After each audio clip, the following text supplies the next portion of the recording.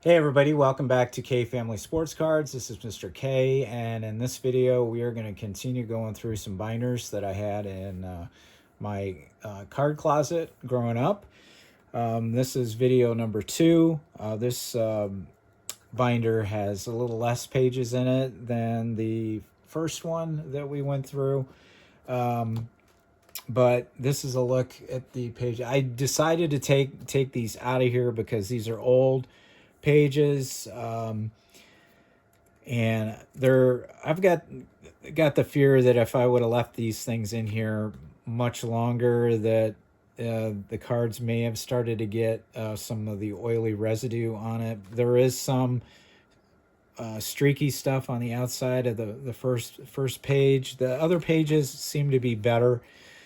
So I don't know if the air started to get to the top page or not, but you could run your finger across this, like I said in the previous video, and you could trace your finger across. So there's just kind of a little bit of a residue. These are old pages. I showed this before. I'll show it again. It's from the Enor Corporation. These must have been some of the first pages I ever purchased. And the style is pound S9, so I guess that's a standard 9-page pocket page. So all the cards are out. I put them into penny sleeves, and I'm not sure what I'm gonna do with them. Most of them, I guess, will be remain in the penny sleeves. I may put them back into newer pages.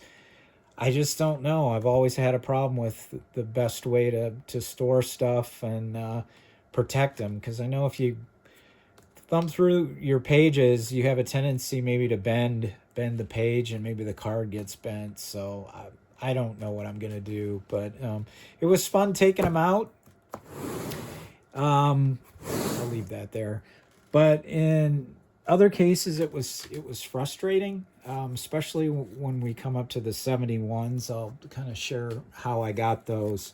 These are the only two cards that I actually saw that there may have been some residue damage on. You can kind of tell there's some staining. I wiped it off the best that I could. I mean, the card, my fear of damaging the card anymore is not that great, because they're mid-grade, maybe, all of these and below. But this card was kind of sticking out a little bit, and this card was sticking out a bit. So this was the top page. So I guess maybe it got some damage from the residue or breakdown of the page. I'm not sure, but everything else was fine.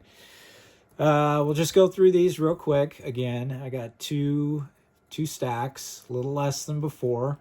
There's the Fisk, Cecil Cooper, and Mike Garman rookie.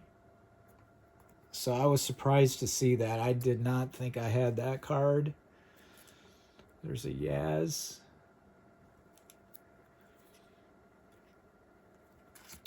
Ray Culp, Mike Nagy, Rico Petrocelli, who's an all-star, Sparky Lyle, good pitcher, Bill Lee, Astros, Durker, Cedeno, Ken Forsch, there's a Morgan, Lee May, Doug Rader, Bob Watson. Cardinals, we have Shane Dienst, who's the manager. He'd been there for a few years at this time. Sizemore, there's a Carlton. I think there's a Gibson in here too. Or, yeah, both Gibson and Brock. Back to back. Andy Simmons, 3 straight Hall of Famers there.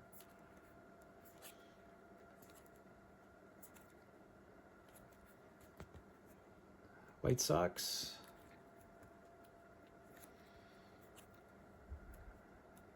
Dick Allen. Jay Johnstone.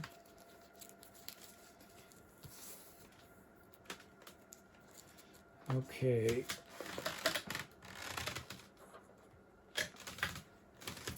Okay, this is the second part of the first stack that I have. Rich Morales. Twins now.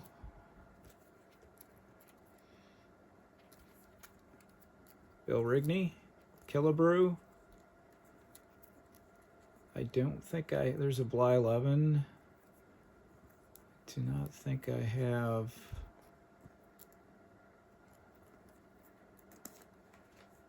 the Carew, at least in this binder. Okay, just lost a little note. Okay, this starts the 71s. Most of these 71s I got when I took a class, a math class at the university that's in our town when I was probably 8 or 9, something like that. And the instructor found out, or because I was talking about it, that I collected baseball cards. And there was a couple kids in this class that collected cards. So he put a challenge up and said whoever got the best grade out of the week-long course, he would give them a 1971 complete set. So most of these cards, if not all of them, I know this was the first year I actually opened packs, but most of these cards came from him. Now, a lot of these cards, more than I remembered, had some pen marks on the back,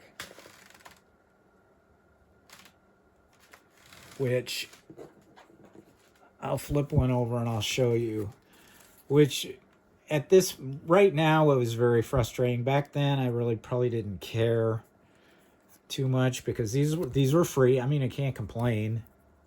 Here's an example of one. The number 5 is written in pen on, I would say, a third of these cards, maybe 25%, 25% to a third. And I don't know why, if the guy who gave them to me did that, or if he got the set through somebody else and that's why he gave it to me. But it's like, it was very frustrating turning cards over of some star players and seeing pen marks on them. So the emotional roller coaster there. I just dropped that game 1 card.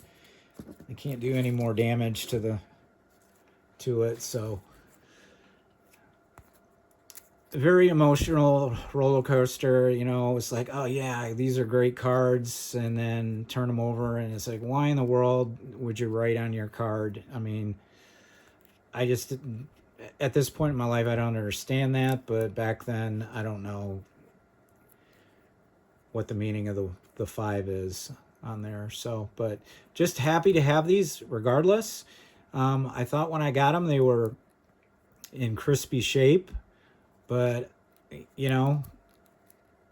probably looked at them and put them in stacks and sorted them and that sort of thing, and the condition kind of has gone from like probably 7s and 8s if you were to grade them, probably down to 4s and 5s.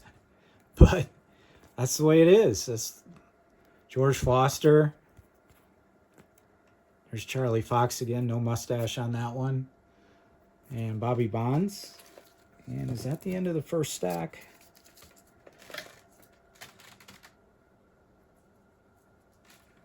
It looks like it. So we'll wind up here with the rest of the 71s that were in this binder. Yeah, that stack is over. Okay, Gaylord Perry. Gaylord, unfortunately, has the 5 on it. But the Marichal is cool, does not have the mark. And, come on, where are you? Willie. Willie does not have the mark. But Willie McCovey does. So it's kind of hit and miss. I mean, if you were to grade the stuff with the mark, there's a Billy Martin. Billy has the 5. Freehand does not. Unfortunately, Kaline does. But if you were to grade them, I think if you got a mark on the back, does that put it all the way down to a 1, or do they have the qualifying thing still? I'm not sure because I don't grade. Willie Horton did not.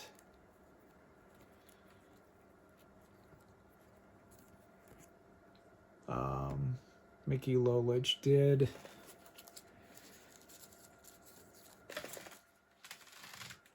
Okay. Part 2 of Stack 2. Tommy Timmerman. Okay, we got the Yankees. The Yankees had several horizontal cards. And the big one is going to come up here. Stottlemyre. I'm going through these, taking them out of the sleeves or pages. And it's like, I know the big card is coming up. And it's like, do I want to look at the back? Do I want to look at the back? There's the Munson. It's got a little chip out of the top there, but it also had the 5 on the back. So it was like, oh no. There's another horizontal. Was that 4 of them?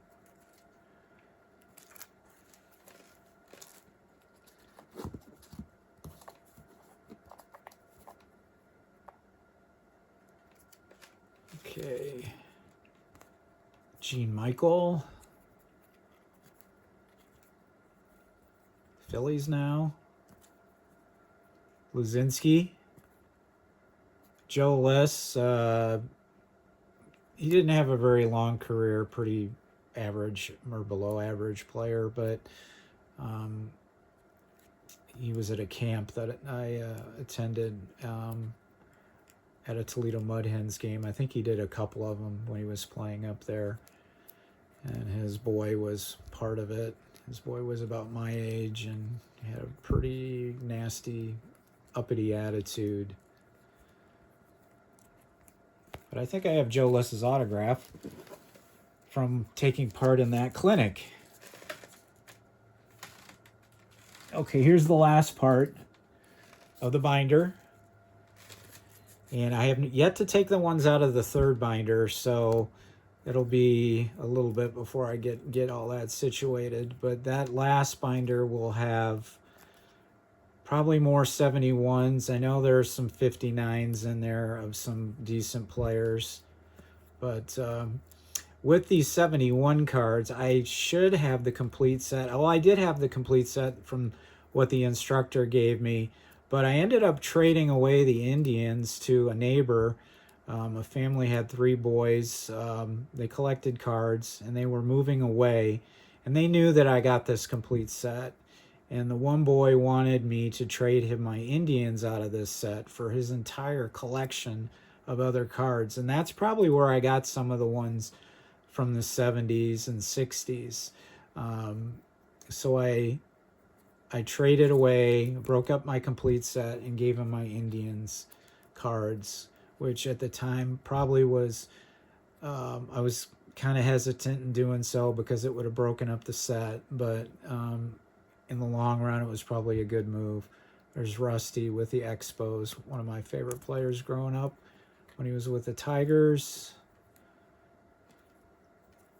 Ron Hunt, Boots Day, and Mac Jones is the last one of the batch. So that'll do it. Appreciate you being with us. We'll have one more binder to go with these things. And I think I got these binders from Ultra Pro, but these were the first binders that I ever purchased when I was younger, probably in junior high, I guess. And I started to have the desire to, quote unquote, protect my cards. So I put them in plastic pocket sleeves. So we didn't have penny sleeves or top loaders at the time. So this was the only option. And I'm glad I did.